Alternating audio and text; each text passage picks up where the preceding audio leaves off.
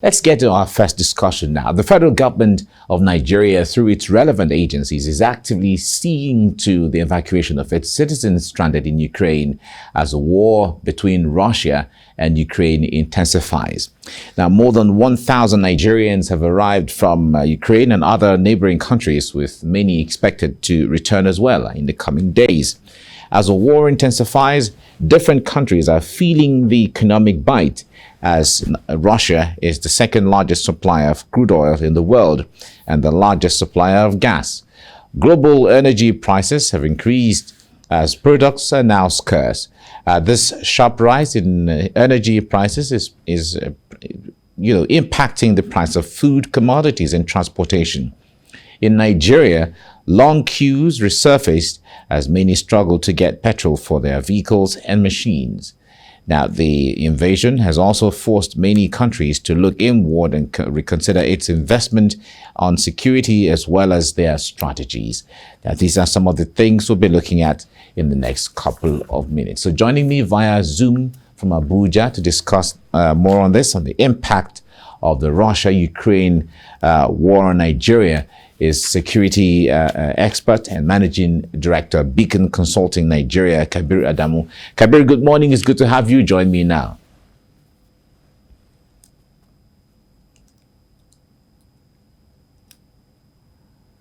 Good morning, Kabir. Are you there?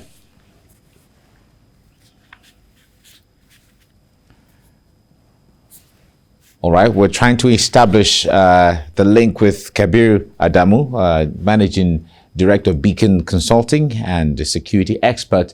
We are meant to discuss the issues around the security and the fallout and the implication and impact of the Russia-Ukraine war on other countries, especially Nigeria.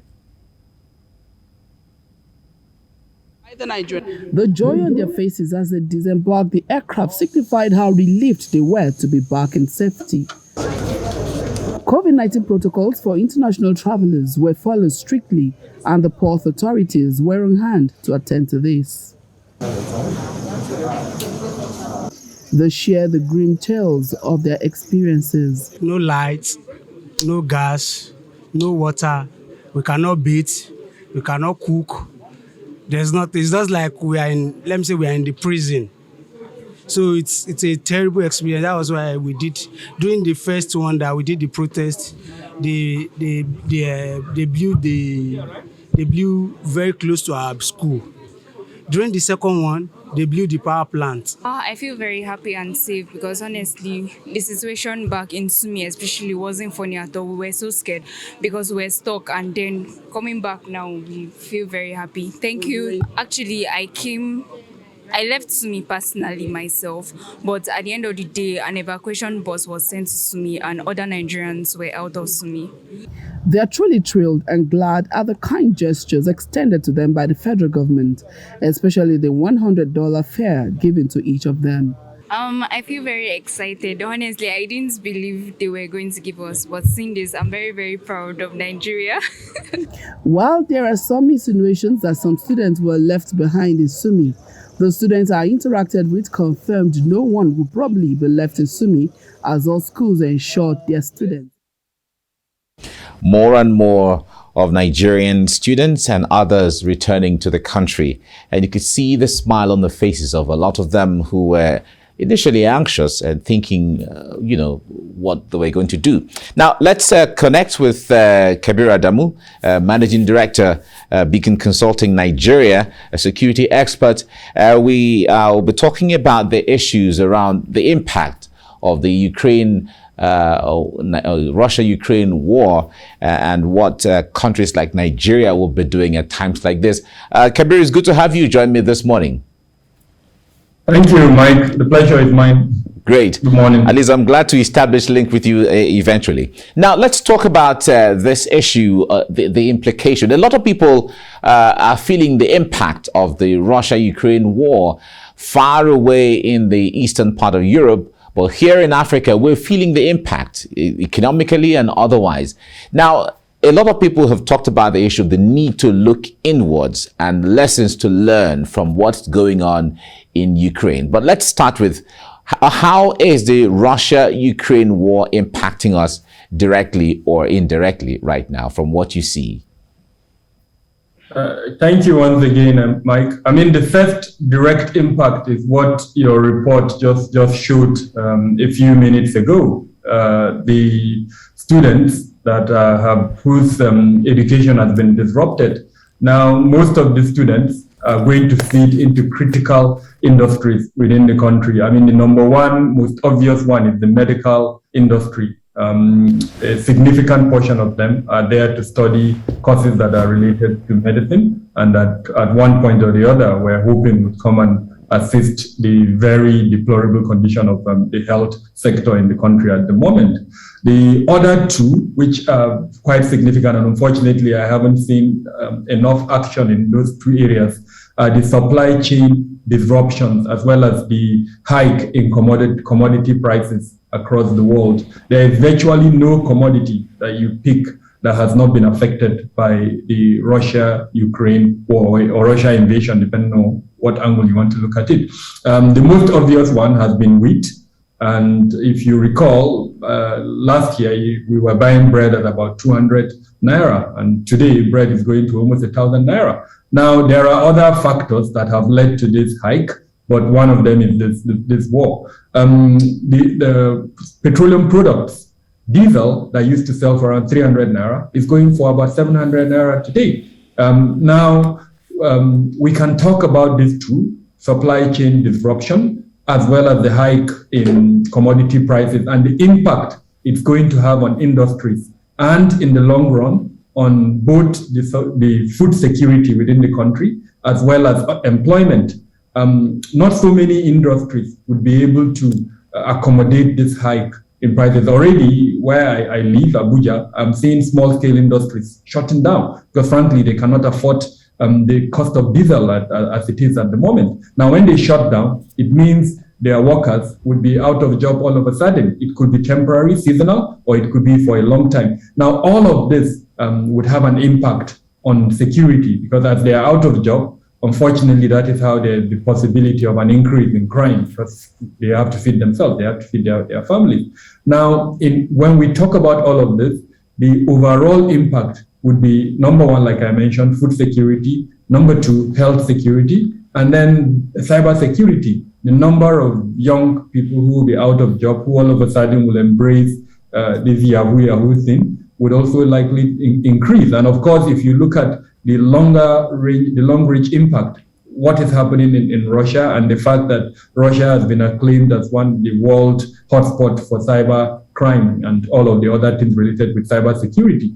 At what point are you going to unleash that, and what impact would it have on the world and including in Nigeria as a whole? So these are some of the things that I am seeing, and unfortunately I'm not seeing enough action, both from the government, from the industries that are likely to be impacted, and then from the organizations themselves that would be impacted by all of this. All right. Now, a lot of people have been talking about the impact of the sanctions on Russia. If we are all feeling the impact of the sanctions against Russia this way, one would ask whether it is justifiable. There's been some videos going viral on social media where people crying in Europe, reacting to the increased prices of petroleum products and other, products here and there. Would you see this as justifiable, considering the impact, the widespread impact on other countries, not just Africa? Well, I don't want to go into the moral lane or even the political, either justification or non-justification of some of the actions. The reality is that the sanctions have already been imposed and they are having an impact on Russia and on Europe and the US as well. The prices of petroleum products, PMS, diesel, name them, have shot up in virtually all the countries of the world, including in Nigeria. So that's the reality that we found ourselves engaging in, moral debates or political debates or even diplomatic, discussions around whether it's justified or not. At this stage, I don't think it would really help us. Now, my field is security risk management. This is where I'm calling on government to adopt enterprise security risk management measures to identify how this sanction is going to affect us. I mean, think about it. We import a significant portion of our requirements, both in terms of raw materials and finished products, from all over the world, including in Europe and in the US. Now, the more these prices go up, the more the effect that we'll have locally, especially since we don't have the capacity for local production for all of this. So the reality is that we will be impacted, not just in terms of the cost, but also in terms of availability. In certain parts of Europe, they have put bans on the importation or exportation of certain items. Now, just as an example, Dangote, I think last week, called for a ban on the exportation of maize. Now that is an industry player seeing the impact that this war is going to have on commodities, and he has already seen into the future and indicated that if we don't do that, then we're going to have a shortage of this maize locally. Now, the beer industries and others and the raw materials, they depend on the ones that they get locally and the ones that they import. So all of these sanctions, whether we discuss it morally or look at the political angle, the reality is that they are already there and they are going to impact us. And my point is that we should have started yesterday considering the implication. Unfortunately, we haven't done that. I think we need to do it immediately. Otherwise, the consequences. Have we thought about how mass protest may begin if all of this continue? How many people can afford to feed their families today with all that's happening? How many people will be able to feed their families if this continues? How many people will be prompted to go out on the street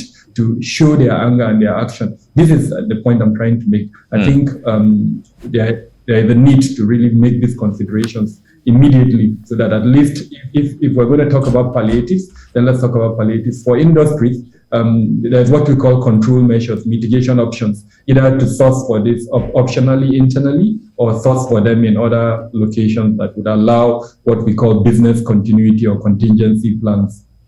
All right.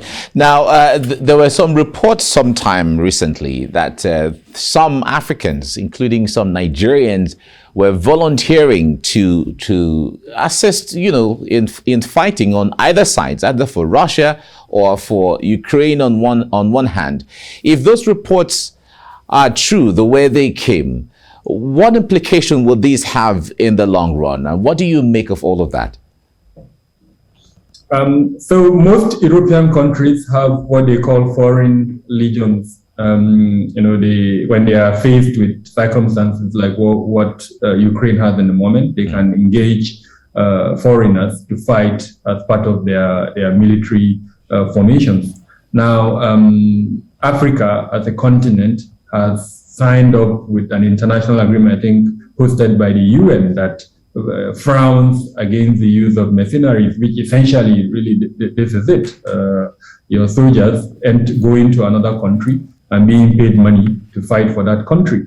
So that's number one. Number two, Nigeria traditionally has remained as a non-aligned nation. And if you notice from the beginning of the Russian invasion or Russia-Ukraine, depending on what you want to call it, Nigeria has refrained from outrightly either condemning Russia or outrightly, taking sides in the matter. I know it has called for peace, and I know that when it voted at the UN, it voted, against the invasion. So those are diplomatic indications of its position. But in terms of an outright statement condemning Russia, Nigeria has refrained from that. So allowing its citizens to get involved is a tacit way of either if the citizens are involved in Russia, it's a tacit way of supporting Russia. If they're involved in Ukraine, it's a tacit way of supporting Ukraine. So Nigeria has, of course, come out with a statement frowning against that development. But that's what worries me as a security practitioner and as a risk management specialist. What worries me is our inability as a country to document our citizens who are involved or are planning to be involved in such things. I know that a country like Senegal, as an example, did release a statement showing the number of its citizens that had indicated interest and that it had even joined this Ukrainian legion, as it were. So in other words, knowing when these people leave their country, knowing where these people are, and knowing when these people come back to the country, and perhaps even more importantly, what skill sets would they have acquired while out in Ukraine? Are those skill sets, warring skill sets, when they come back to Nigeria, are they going to deploy those skill sets? If they're going to deploy it, will it be to support government effort, or as the case where non-state actors that we already know are causing a lot of security challenges within the country? So that is the component that really worries me, that inability to have documentation on the activities of individuals that perhaps are tempted for a lot of reasons. Some of them are economic reasons, some of them are ideological, to join such developments when they do occur. Ukraine is not the only one. There are several other ideological dispositions that make Nigerians go outside to participate in one aspect of conflict or the other across the world. All right, we have to leave you here now. Thank you so much, Kabir Adamu, Managing Director, Beacon Consulting Nigeria, for talking to us on TVC Breakfast this morning. Thank you for having me. Great.